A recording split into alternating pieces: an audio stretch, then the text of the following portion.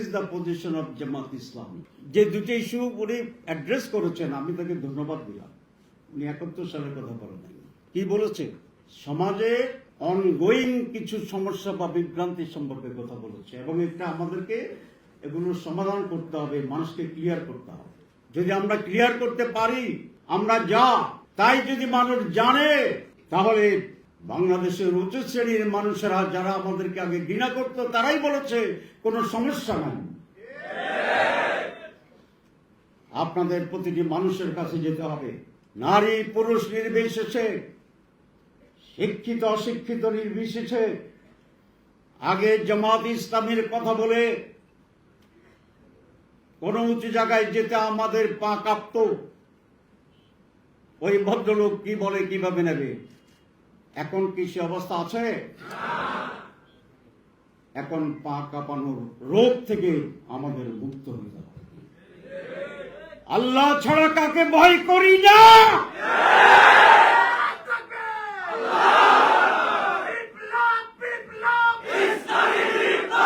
আল্লাহ ছাড়া কাউকে পরোয়া করি না। আমরা এই পৃথিবীর শ্রেষ্ঠ সন্তান, যারা সত্যের জন্য লড়াই করে, মানুষের অধিকারের জন্য লড়াই করে, স্বাধীনতার পক্ষে লড়াই করে, মুক্তির সংগ্রামে অগ্রসরণের ভূমিকা পালন করে, যারা হাজারো সম্পদকে লাথি মারে আল্লাহর দ্বীনের জন্য, যারা পেটে পাথর বেঁধে নারায়ে তাকবীরের স্লোগান দিতে পারে, আল্লাহু আকবার দিতে পারে,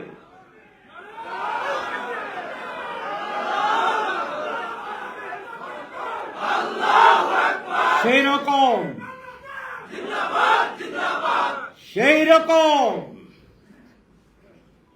অসাধারণ এক্সেপশন এমন যে এক্সেপশন, যাদের এই স্বীকৃতি আছে বাংলাদেশের সমাজে, আপনারাই পারবেন দুর্নীতি মুক্ত সমাজ গড়তে। বাকিদের কথা কি এরকম বলে? জামাত ইসলামী যখন এই শব্দটি উচ্চারিত হয়, মানুষের মাঝে দুর্নীতি মুক্ত মন্ত্রী মতিউর রহমান নিজামীর চেহারা ভেসে আসে। সকল মানুষের সামনে দুর্নীতি মুক্ত আলী হাসান মোহাম্মদ মুজাহিদের চেহারা ভেসে আসে। এই সামাজিক স্বীকৃতি নিয়ে চ্যালেঞ্জ করে এগোতে হবে। দি অনলি পার্টি যাদের প্রতি এইরকম কোন বদনাম নেই, যে সমস্ত দোষ মানুষ জানে বুঝে, আমাদের বিরুদ্ধে বায়বীয় অভিযোগ যেটা মানুষ বুঝতে পারে না, এটাকে খায় না হাঁটে। আপনারা সেই দলের কর্মী, গর্ব অনুভব করেন? হাত তোলেন।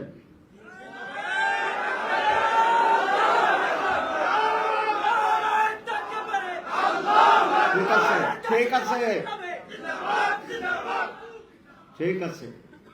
আমি যদি এখন জিজ্ঞাসা করি বা হাত তুলতে বলি, কারা কারা জীবন দেবেন, আমি জানি কারো হাতেই নিচে থাকবে না, সবাই উঠাবেন। মাওলানা মওদুদী বলেছিলেন, আবেগে জীবন দেওয়া সহজ, কিন্তু তিলে তিলে আন্দোলনের উপরে, ইসলামিক কোয়ালিটির উপরে টিকে থাকা আরো অনেক কঠিন। সেটাই আমরা প্রমাণ করছি। কি রোকন হবেন? বক্তৃতা শেষ করে দেব, আর যদি হেজিটেশনে থাকে আরো 1 ঘন্টা বক্তৃতা দেব। কোনটা পড়াবে দেখেন।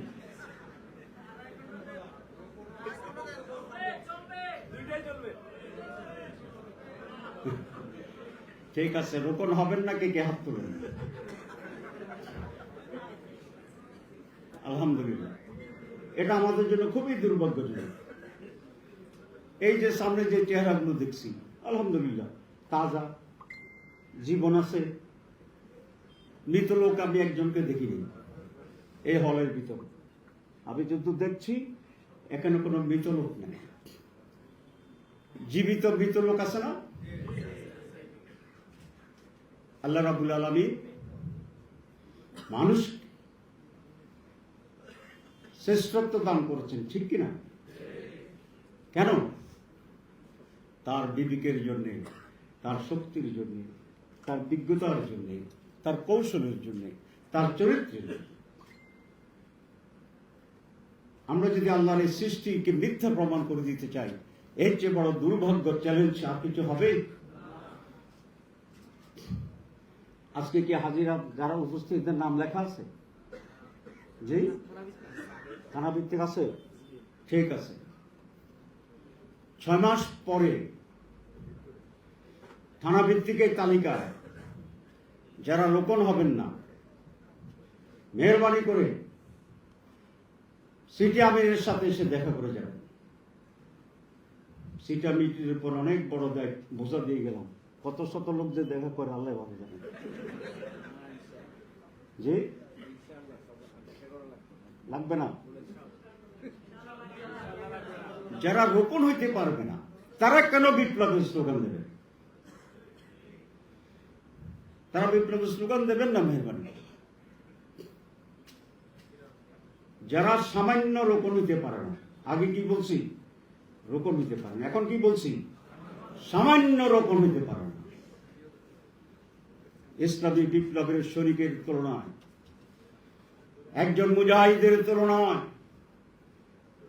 একজন বিপ্লবীর তুলনায়, একজন সমাজ পরিবর্তনের নায়কের তুলনায় রোকনিয়াত খুবই সামান্য জিনিস।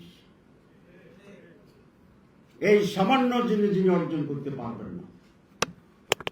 আমরা যখন বিপ্লবের সিদ্ধান্ত নেব, তাদের নাম, তাদের সংখ্যা আমাদের মুজাহিদের তালিকায় উঠলে বিভ্রান্ত তৈরি করবে। মেহরবানি করে আপনার নিজের নাম নিজে কেটে দিবেন।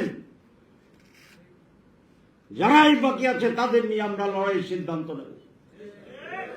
তাদের নিয়ে বদর হবে, উহুদ হবে, খন্দক হবে, তাবুক হবে, এবং ইনশাআল্লাহ বাংলাদেশে পরিপূর্ণভাবে ইসলাম কায়েম হবে। আর সেদিন পূর্বের আকাশে দীপ্ত সূর্য উদিত হবে, পাখিরা গাছে মাছে কিচির মিচির করে ভোরের ঘোষণা দিবে। মানুষ নারী পুরুষ নির্বিশেষে মসজিদে আল্লাহর কাছে সিজদার জন্য একত্রিত হবে। খাদ্যের অভাবে কোনো মানুষ ক্ষুধার্ত থাকবে না, কাপড়ের অভাবে কোনো সতর না ঢাকা মানুষের থাকবে না, শিক্ষা শিক্ষিত ন্যূনতম শিক্ষার বাইরে কোনো নাগরিক থাকবে না, কোনো সন্ত্রাস হবে না, কোনো রাহাজানি হবে না, লুটপাট হবে না, চুরি হবে না, ডাকাতি হবে না। ভ্রাতৃত্ব এবং অধিকারের এক মহাশয়লাভ হবে, শান্তির ফুলকু দ্বারা প্রবাহিত হবে। সেই নতুন বাংলাদেশ আমরাই গড়ব ইনশাআল্লাহ। সবাইকে ধন্যবাদ।